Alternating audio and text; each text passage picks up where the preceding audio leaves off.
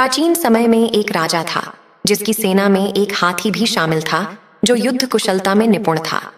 राजा इस हाथी पर गर्व करता था, लेकिन समय के साथ हाथी वृद्धि करने लगा। राजा ने युद्ध के लिए दूसरे हाथी का चयन किया। बूढ़ा होने के बाद वह अकेला रहने लगा। एक दिन वह गहरे तालाब में गया और फंस गया। जोर जोर से चिंघाड़ने लगा और लोग इस आवाज को सुनकर इकट्ठा हो गए। राजा और मंत्री को सूचना मिली कि उनका प्रिय हाथी फंस गया है। राजा मौके पर पहुंचा और उसे बचाने के लिए हर संभावना कोशिश की, लेकिन कोई सफलता नहीं मिली। अंत में किसी ने राजा को सूचित किया कि गौतम बुद्ध नजदीक हैं और इस जंगल से गुजर रहे हैं। क्यों ना हम उनसे सलाह लें कि हाथी को बचाने के लिए।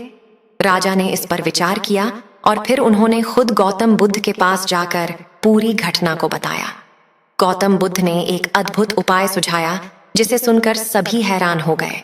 गौतम बुद्ध ने कहा, इस हाथी को बाहर निकालने के लिए तुम्हें युद्ध के नगाड़े बजाने चाहिए। राजा के सैनिकों ने ऐसा किया और जैसे ही नगाड़े बजने लगे, हाथी में जोश आ गया और उसने तेजी से चलना शुरू किया। वह बिना किसी की मदद के दलदल से बाहर निकलकर दौड़ा।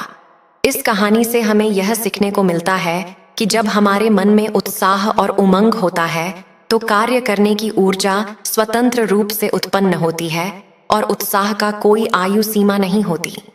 जीवन में उत्साह बना रहना आवश्यक है, और अगर किसी व्यक्ति में उत्साह जगाना हो तो उसकी सबसे बड़ी खूबी को पहचानना भी महत्वपूर्ण है।